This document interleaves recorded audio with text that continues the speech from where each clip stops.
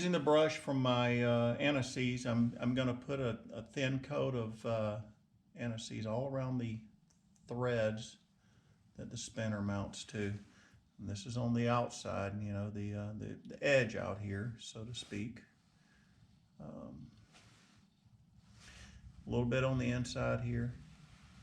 Make sure its spinner cap doesn't seize up. Not too much, but a little bit too much is better than not enough. You won't know if this was not enough until you try to take your spinners off next year, or next time you need to pull a wheel off and you're fighting it.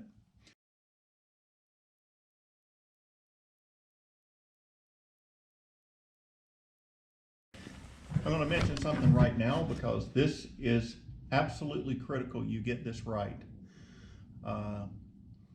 This is probably the biggest threat to you doing your own wheels and tires, or for that matter, anybody else doing your wheels and tires. If you don't know what you're doing here, you can get yourself absolutely hurt and your car damaged, if not destroyed. These, we'll call them pins, which they're Allen head bolts or lugs, whatever you want to call them. These mount your pin drive or your spinner adapter to this BMW hub.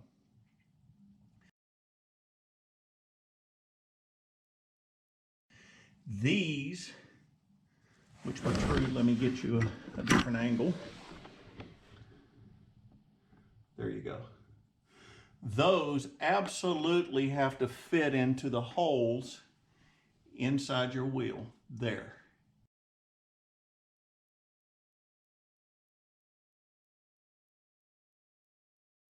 If you get those misaligned where those pins are not inside those holes, your wheel is not seated. And once it finally moves around where it drops in the hole, guess what? You've got a loose wheel, and it's probably going to come off, and you're going to have a bad experience.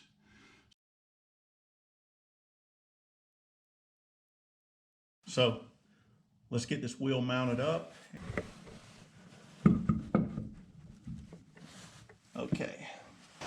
Okay, this is my technique for seating the wheel. You may have a different one, but if I can generally, if you know what you're looking for, you can generally confirm it's seated. But what I do is the wheel, when it's misaligned, I pull it out slightly, I rotate it, I push back in. I pull it out, rotate it, push back in. See, it's not seated. Nope. Nope. Nope. Nope. Just takes a little bit of practice. There it goes.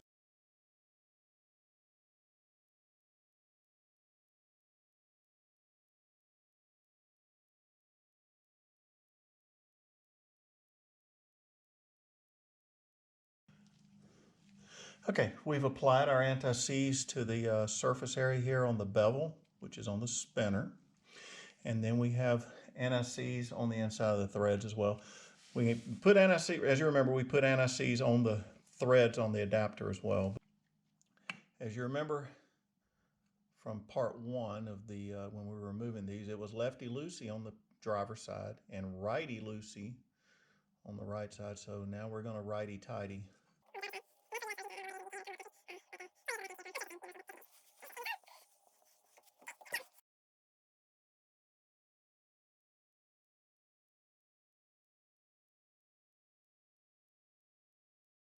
After properly seating the wheels, we put our spinners on hand tight, just good and snug, and then we gently lower the car to the ground so that we can use the lead hammer to tighten the spinners and apply a proper torque. As I use the lead hammer, listen for the tone of the hammer strikes to change from a lower tone to a higher tone. You should hear this. I'll try to remain silent until you've heard it, and then I'll try to call it out once it's done.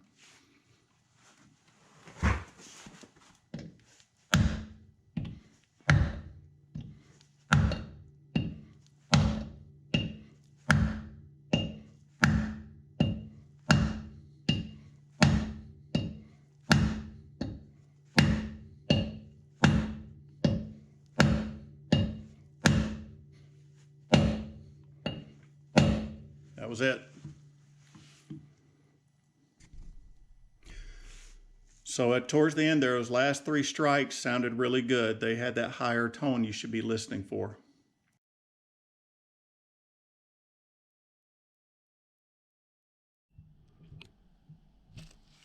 Now that the wheel is properly torqued and the car is on the ground, it's time to install the lock cap.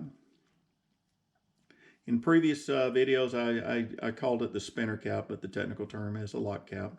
So before I install the lock cap, I typically wipe any excess anti-seize from around the hub here just before I put it on, because that stuff will just sling out onto your wheel if it's there. It's not doing anything sitting out here on the outside edge of the spinner adapter. So anyway, just helps keep you from having to clean it up a little later. So the 2 parts we're going to install are the plastic ring here, which it just fits over it's just more decorative than anything. And then the other piece is the lock cap. So the lock cap is marked this one at least is anyway, with engravings, lock cap undo with a directional arrow, and then spinner undo with a directional arrow. If you get confused, if you don't do this every day or every week, it can get a little confusing. Go to your lock cap and that'll tell you which way your spinner is supposed to install and uninstall, and the lock cap as well.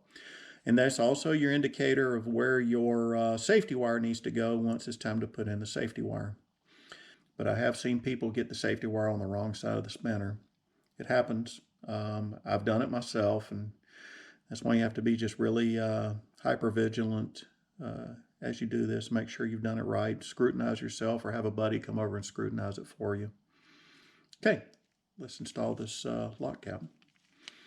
So lock cap undo is counterclockwise, so we're going to install clockwise. And this is on the passenger side of the car. So this car has right and left hand threads. So, and as you'll remember, or you may recall, we left the tape on this lock cap after we removed it, just to keep from marring the finish. So we're just gonna get this thing mounted. There we go. It's just hand tight. And then I just use an adjustable wrench myself. I need to find the actual, probably a good socket for this. But I just use an adjustable wrench. This doesn't have to be tight, just snug. So I just put it on like so, tighten it down. There, that's just snug. Okay, that's it. Your spinner cap is installed. Now it's time to do safety wire.